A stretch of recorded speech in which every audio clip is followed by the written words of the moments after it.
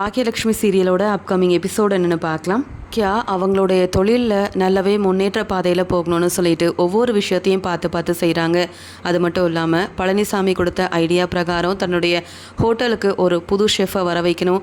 அதன் மூலமாக நம்மளுக்கு கொஞ்சம் வேலை குறையிறது மட்டும் இல்லாமல் நம்ம வீட்டையும் நம்ம அத்தையவும் நல்லா கவனிச்சிக்கலாம். நம்ம மேற்பார்வை பார்த்தா மட்டும் போதும் அப்படின்னு யோசனை பண்ணிகிட்டு இருக்காங்க. தான் செஞ்சாலும் எங்கள் அம்மா என்னை மகனாக ஏற்றுக்க மாட்டேன்னு சொல்லி எல்லா விஷயத்துலையும் பாக்கியா தான் தன்னுடைய மகளாக நிற்கணும் அப்படின்னு எங்கள் அம்மா பாக்கியாவுக்கு சப்போர்ட் பண்ணுறதெல்லாம் என்னால் தாங்கிக்கவே முடியலையே அப்படின்னு பாக்கியாவை பற்றியே ரொம்ப யோசனை பண்ணிகிட்டு இருந்த கோபி வேறு என்ன பண்ணேன்னு தெரியாமல் தன்னுடைய ஃப்ரெண்டு கூட போயிட்டு அங்கே ரொம்பவே ட்ரிங்க்ஸ் பண்ணுறாரு. பாக்கியாவை பற்றி மட்டுமே யோசிக்கிற கோபி தன்னுடைய பிஸ்னஸை பற்றி யோசிக்க மறந்தே போயிடுறாரு. அது மட்டும் இல்லாமல் ராதிகா கிட்ட ஏற்கனவே நான் சொல்லியிருக்கேன், இப்படி நான் ட்ரிங்க்ஸ் பண்ண மாட்டேன், பாக்கியாவை பற்றி யோசிக்க மாட்டேன்னுட்டு. ஆனால் என்னால் முடியலையே, என்ன செய்கிறது அப்படின்னு சொல்லிட்டு பாக்கியாவை ஏதாவது செய்யணும் அப்படின்னுட்டு இங்கே வீட்டுக்கு போகாத கோபி இங்கே பாக்கியாவோட வீட்டுக்குள்ளே போனால் பாக்கியாவும் எங்கள் அம்மாவும் ஏதாவது என்னை அவமானப்படுத்துவாங்க. அதனால் அங்கே உள்ளே போகாமல் வெளியிலேயே நின்று பாக்கியாவை பற்றி தப்பு தப்பாக பேசணும். அக்கம் பக்கத்தில் உள்ள எல்லாருக்கும் பாக்கியாவை பற்றி தெரியும். ஏன்னா பாக்கியா ரொம்ப நல்லவன்னு எல்லாருமே நினைக்கிற மாதிரி எங்கள் அம்மா அப்பா எல்லாரும் என்ன ஒதுக்கி வச்சு எங்கள் அப்பாவுக்கு செய்ய வேண்டிய அந்த சடங்கை கூட பாக்கியாவை செய்ய வச்சுருக்காங்கன்னா இப்போ எல்லாருமே என்ன தான் தப்பாக நினைக்கிறாங்க. நான் தான் என்னவோ பெரிய தப்பு பண்ணிட்ட மாதிரி என்னுடைய சொந்தக்காரங்களாக இருக்கட்டும், எனக்கு தெரிஞ்சவங்களாக இருக்கட்டும், என்னுடைய ஃப்ரெண்ட்ஸாக இருக்கட்டும், எல்லாரும் முன்னாடி என்னை அவமானப்படுத்திட்டாங்கல்ல. இதே மாதிரி பாக்கியா வீட்டு வாசலில் நின்று நல்லா பிரச்சனை பண்ணணும். அது மட்டும் இல்லாமல் பாக்கியா மேலே தான் எல்லா தப்பும் இருக்குன்னு சொல்லி பேசணும். எல்லாரும் முன்னாடியும் இந்த பாக்கியாவை அவமானப்படுத்தணும் அப்படின்னு யோசனை பண்ண கோபி அங்கே பாக்கியாவோட வீட்டு வாசலில் நின்று நல்லா ட்ரிங்க்ஸ் பண்ணிட்டு போயிட்டு ரொம்பவே பிரச்சனை பண்ண ஆரம்பிக்கிறாரு. வாசலில் கோபி ரொம்ப சத்தமாக பேசிகிட்டு இருக்கிறதெல்லாம் கேட்டு பாக்கியா வீட்டில் உள்ள எல்லாரும் என்னாச்சு, இந்த கோபி எதுக்காக இப்படி சத்தம் போட்டுட்ருக்கான்னு தெரியலையே அப்படின்னு யோசனை பண்ணிவிட்டு இங்கே ஈஸ்வரி பாக்கியா கிட்ட, பாக்கியா நீ ஒன்றும் அவனை போய் பார்க்க வேண்டாம், அவனுக்கு வேறு வேலையே இல்லை. இன்றைக்கி கூட இனியாவை நான் காலேஜில் கொண்டு போய் விடும்போது பின்னாடியே என்னென்னமோ பேசினான். அவன்கிட்ட பேச பிடிக்கலன்னு சொல்லிட்டு நான் பாட்டுக்கு ஆட்டோவில் கிளம்பி வந்துட்டேன். அந்த கோபிக்கு இதுதான் வேலை, நம்மளை அவமானப்படுத்தணும், எல்லாரும் முன்னாடி நிற்க வச்சு நம்மளை பற்றி தப்பு தப்பாக பேசணும். ஏன் ஹோட்டலுக்கு வந்த கோபி சும்மா வாரந்தான், அவனோட அப்பா எவ்வளவோ செஞ்சுருக்காரு, அதை பற்றிலாம் யோசிக்காமல் என் வீட்டுக்காரரையே தப்பு தப்பாக தானே பேசினான். அப்படி இருக்கும்போது இவனுக்கு இதுதான் வேலை போல், இவனுக்குன்னு வேறு வேலையே இல்லையா அப்படின்னு சொல்லி இங்கே ஈஸ்வரியும் திட்டிகிட்டு இருக்காங்க.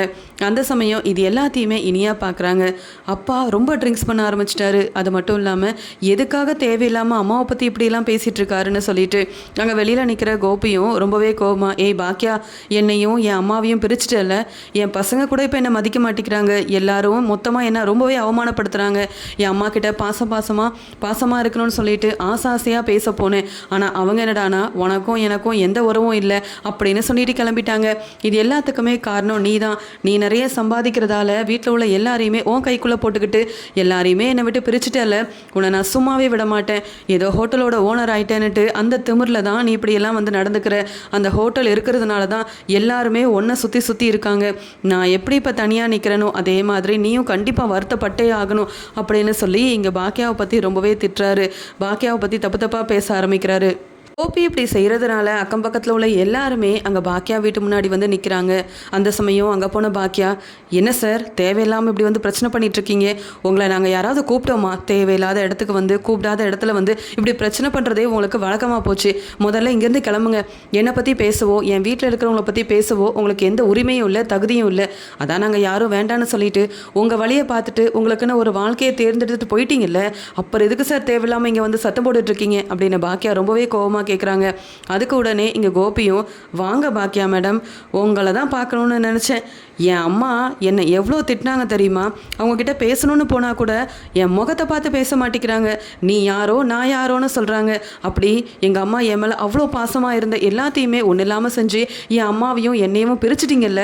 சம்பாதிக்கிற திமிரில் தான் இவ்வளோ தைரியமாக பேசிகிட்டு இருக்க. உன்கிட்ட பணம் இருக்குன்னு என்னுடைய பசங்களாக இருக்கட்டும், என் அம்மானு எல்லாருமே உனக்கு சப்போர்ட் பண்ணுறாங்க, உன் பக்கம் நிற்கிறாங்க. தப்பு செய்யாத என்ன எல்லாருமே தள்ளி நிற்க வச்சுட்டாங்க அப்படின்னு சொல்லி கோவத்தில் அங்கே என்னென்னவோ சொல்லி புலம்பிக்கிட்டே இருக்காரு. இது எல்லாத்தையுமே கேட்டுட்டு இருக்க பாக்கியா, என்ன சார் சொன்னீங்க, நீங்கள் தப்பு செய்யலையா? என்ன தப்பு செய்யலை? குடும்பமே வேண்டான்னுட்டு உங்களுடைய இஷ்டத்துக்கு இன்னொரு வாழ்க்கையை தேர்ந்தெடுத்தீங்க. அதை பற்றியும் நாங்கள் எதுவுமே பேசலை. ஏதோ உங்கள் அப்பாவுக்கும் உங்கள் அம்மாவுக்கும் பிடிக்கல உங்கள் கூட பேசுகிறது, அதுக்கு நான் என்ன சார் பண்ண முடியும்? நீங்கள் சின்ன விஷயமா பண்ணுனீங்க, ரொம்ப பாசமாக எங்கள் அம்மா கிட்டே இருப்பேன்னு அங்கே ராதிகாவோட வீட்டுக்கு கூட்டிகிட்டு போயிட்டு எல்லாம் தேவையில்லாத வேலையெல்லாம் செஞ்சு எங்கள் அத்தையை அள வச்சு காமிச்சு தானே அங்கேருந்து அனுப்புனீங்க. அப்படி இருக்கும்போது எல்லாரும் உங்களை ஒதுக்க தான் சார் செய்வாங்க. சொந்த அம்மாவையே ஒழுங்காக பார்த்துக்க தெரியாத நீங்களாம் என்னை பற்றி தப்பாக பேசுகிறீங்களா? முதல்ல இங்கேருந்து கிளம்புங்க அப்படின்னு சொல்லி இங்கே பாக்கியாவும் திட்டுறாங்க. எல்லாத்தையுமே ரொம்ப பொறுமையாகவே பார்த்துட்டு இருந்த இனியாவுக்கு கோபம் ரொம்பவே வருது. நம்ம அம்மா நமக்காக எல்லாத்தையும் செய்கிறாங்க, எல்லா விஷயத்துலையும் நான் தப்பே செஞ்சாலும் அம்மா எனக்காக சப்போர்ட் பண்ணுறாங்க, என்னை நல்வழிப்படுத்தணும்னு நினைக்காங்க. நான் நல்லா படிக்கணுன்றதுக்காக வீட்டு வேலையும் பார்த்துக்கிட்டு ஹோட்டல்லையும் போய் வேலை செஞ்சிட்ருக்காங்க. அப்படி இருக்கும்போது அப்பா இது எதை பற்றியுமே யோசிக்காமல் இப்படி அம்மாவை தப்பாக பேசிகிட்டு இருக்கிறத பார்த்துட்டு நான் ஏன் சும்மா இருக்கணும் அப்படின்னு சொல்லிட்டு ரொம்ப கோபமாக பேசிகிட்டு இருந்த கோபிகிட்ட பேசுகிறதுக்காக இனியா போகிறாங்க.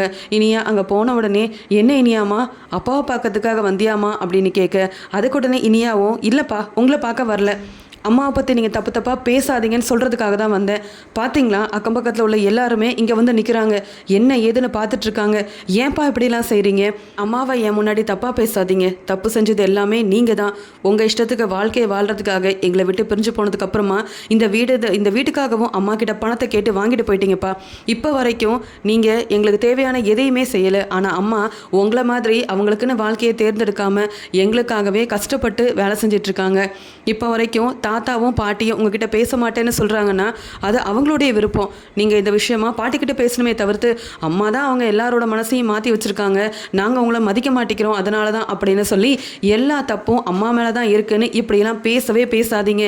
நீங்கள் எங்களை விட்டு பிரிஞ்சு போனீங்க, அம்மா எங்களுக்கு துணையாக இருந்தாங்க. அப்படி பார்க்கும்போது எனக்கு அம்மா தான் முக்கியம். எங்கள் எல்லாருக்குமே அம்மா மட்டும்தான்ப்பா முக்கியம். இங்கே என்ன சொன்னாலும் சரி, இங்கே அப்பா முக்கியமா அம்மா முக்கியமா, யாருக்கு நாங்கள் சப்போர்ட் பண்ணுவோன்னு கேட்டால் நாங்கள் எல்லாருமே ஒத்துமொத்தமாக இங்கே பாக்கிய அம்மாவுக்கு மட்டும்தான்ப்பா சப்போர்ட் பண்ணுவோம். நீங்கள் இப்படி புலம்பிகிட்டு இருக்காம தேவையில்லாமல் அம்மாவை குறை பேசிகிட்டு இருக்காம எங்களை அவமானப்படுத்தணுன்ற நோக்கத்தில் தானேப்பா இப்படிலாம் பண்ணிகிட்ருக்கீங்க, இங்கேருந்து கிளம்புங்கப்பா அப்படின்னு சொல்லி இங்கே இன்னொரு பக்கம் இனியாவும் திட்டிகிட்டு இருக்காங்க. இங்கே கோபியை ரொம்ப நேரமாக வீட்டுக்கு வரலையே அப்படின்னு எதிர்பார்த்துட்டு இருந்த ராதிகாவுக்கு அங்கே கோபியால் பாக்கியாவோட வீட்டில் இவ்வளோ பெரிய பிரச்சனை போயிட்டுருக்கு அப்படின்னு தெரியாமல் இங்கே கீழே வந்து பார்க்குறாங்க. கோபியோட காராவது இருக்குதான்னு பார்ப்போன்னு சொல்லிட்டு கீழே வர இங்கே பாக்கியாவோட வீட்டு பக்கத்தில் நின்று கோபி பெரிய பிரச்சனை பண்ணிகிட்ருக்கு. அங்கே உடனே ஓடி வராங்க ராதிகா. என்னாச்சு கோபி, எதுக்காக இங்கே நின்று இவ்வளோ பெரிய பிரச்சனை பண்ணிகிட்ருக்கீங்கன்னு கேட்க, அதுக்கு இனியாவும் ராதிகா கிட்ட எங்கள் அப்பா எங்கள் வீட்டில் இருக்கும்போது இப்படி ட்ரிங்க்ஸ் பண்ணதும் இல்லை, தேவையில்லாமல் இப்படி வந்து பிரச்சனை பண்ணதும் கிடையாது. ஆனால் உங்கள் வீட்டுக்கு வந்ததுக்கப்புறமா இங்கே பார்த்தீங்களா ஏதோ எங்கள் அம்மா மேலே தான் தப்பு இருக்குது, நாங்கள் யாருமே எங்கள் அப்பா இல்லைன்னு சொல்லிட்டு வாய்க்கு வந்தபடி பேசிட்டு இருக்காங்க. எங்கள் அம்மா எங்களுக்காக என்னெல்லாம் செய்கிறாங்கன்னு எங்களுக்கு மட்டும்தானே தெரியும், தூரமாக நின்று பார்க்குற உங்களுக்கோ இல்லை எங்கள் அப்பாவுக்கோ அதை பற்றி தெரிய வாய்ப்பே இல்லை. அப்படி இருக்கும்போது எதுக்காக எங்கே பார்த்தாலும் எங்கள் அம்மாவை அவமானப்படுத்தணும்னு அப்பா வந்து இப்படி நிற்கிறாங்கன்னு தெரியவே மாட்டேங்குது. முதல்ல அப்பாவை இங்கேருந்து கூட்டிகிட்டு போங்க. அது மட்டும் இல்லாமல் இனி ஒரு தடவை அப்பா எங்கள் அம்மாவையோ இல்லை எங்களையோ பற்றி பேசுறதுக்காக இப்படி வீட்டு பக்கமே வரக்கூடாது. ஏன்னா எங்கள் அம்மாவுக்கு நாங்கள் எல்லாருமே இருக்கோம், இப்படி எங்களை அவமானப்படுத்தினா நாங்கள் தலை குனிஞ்சுக்கிட்டு அமைதியாக இருப்போன்னு நீங்கள் யாரும் நினைக்கக்கூடாதுல்ல. அதனால தான் எங்கள் அம்மாவுக்கு சப்போர்ட் பண்ணி இப்போ நான் பேசிகிட்டு இருக்கேன். எனக்கு என் அப்பா தேவையே இல்லை, எனக்கு என் அம்மா மட்டுமே போதும். எங்கள் அப்பாவை முதல்ல இங்கேருந்து கூட்டிகிட்டு போங்க. எத்தனையோ முறை அப்பா கிட்ட சொல்லிட்டேன், அம்மா எனக்காகவே பக்கபலமாக இருக்காங்கன்னுட்டு. அதையும் புரிஞ்சுக்காம இங்கே பாட்டியும் நாங்களும் எங்கள் அப்பாவுக்கு சப்போர்ட் பண்ண மாட்டேங்கிறோம், எங்கள் அப்பாவுக்கு உறுதுணையாக இருக்க மாட்டேங்கிறோம், அவருக்கு தேவையான மரியாதையை கொடுக்க மாட்டேங்கிறோன்னு இப்படி அடிக்கடி வந்து பிரச்சனை பண்ணிகிட்டு இருந்தா எங்களால் எப்படி எங்களுடைய வேலையை பார்க்க முடியும்? போதும், இதோடு எங்கள் அப்பாவை நிறுத்திக்க சொல்லுங்கள். இனி இந்த இந்த பக்கமே வரக்கூடாதுன்னு அவர்கிட்ட நாளைக்கு காலையில் சொல்லி வைங்க. இப்போ நாங்கள் என்ன சொன்னாலும் அவருக்கு புரியவும் மாட்டேங்குது, பிரச்சனையவும் நிறுத்த மாட்டேங்கிறாரு அப்படின்னு இங்கே பாக்கியாவை ரொம்பவே தப்பாக பேசினேன். கோபி மேலே இருந்த கோவத்தில் வந்த ராதிகாவையும் வெளுத்து வாங்கிட்டு இருக்காங்க இனியா. எல்லாத்தையுமே பார்த்துட்டு இருந்த ராதிகாவுக்கு ரொம்பவே அவமானமாக இருக்குது. எத்தனையோ முறை சொல்லிட்டு அந்த கோபிக்கிட்ட பாக்கியா வீட்டு பக்கம் போகாதீங்க, பாக்கியாவை பற்றி பேசாதீங்க, தேவையில்லாத பிரச்சனையை நீங்கள் செய்யாதீங்கன்னுட்டு இந்த கோபி கேட்கவே மாட்டேங்கிறாரு. இப்போ அந்த இனியா முன்னாடியே இவரால் நானும் அவமானப்பட்டு நிற்க வேண்டியதாக போச்சு. ட்ரிங்க்ஸ் பண்ண மாட்டேன்னு என்கிட்ட சொல்லிட்டு இந்த பாக்கியாவை என்னெல்லாம் செய்யலான்னு யோசனை பண்ணி இந்த நிலைமையில் வந்து நிற்கிறாரு. அது மட்டும் இல்லாமல் இந்த பாக்கியா வீட்டில் உள்ள எல்லாரும் எவ்வளோ ஏளனமாக அவமானப்படுத்துகிறாங்க, அதை கூட புரிஞ்சிக்க மாட்டேங்கிறாரு இந்த கோபி. எவ்வளோ சொன்னாலும் திருந்தாத அந்த கோபியை எப்படி தான் திருந்த வைக்கிறதுன்னு ஒன்றுமே புரியல அப்படின்னு சொல்லிட்டு கோபியை ரொம்பவே கோவமாக அங்கேருந்து கூட்டிகிட்டு போயிடுறாங்க ராதிகா. அது மட்டும் இல்லாமல் போகிற வழியில எல்லாம் ராதிகா கோபியை திட்டிக்கிட்டே போகிறாங்க. இனிமே உங்கள் அம்மா தான் என்னையும் என் குடும்பத்தையும் அவமானப்படுத்துவாங்க. இப்போ உங்கள் பொண்ணு ஆரம்பிச்சிட்டா, ஏதோ என் பொண்ணு தான் முக்கியம், என் பொண்ணுக்காக நான் என்ன வேணாலும் செய்வேன், என் பொண்ணு இனியா எப்பயுமே என் பக்கம் தான் இருப்பான்னு சொன்னீங்க. பார்த்தீங்களா அவள் பேசினதை? அவளுக்கு பாக்கியா தான் முக்கியமா, நீங்கள் அவளுக்கு தேவையே இல்லையா? இனியாவது புரிஞ்சு ஒழுங்காக நடந்துக்கோங்க கோபி. மறுபடியும் என் பொண்ணு முக்கியம், என் பசங்க முக்கியம், என் அம்மா முக்கியம்னுட்டு பாக்கியா வீட்டு பக்கம் போனீங்கன்னா அவ்வளவுதான் அப்படின்னு சொல்லி பாக்கியாவை அக்கம் பக்கத்தில் உள்ள எல்லார் முன்னாடி அவமானப்படுத்தணும்னு நினச்சி போன கோபி இனியா முன்னாடி அவமானப்பட்டு தலை குனிஞ்சு ராதிகா கிட்ட திட்டு வாங்கிட்டே வீட்டுக்கும் கிளம்பி போகிறாரு.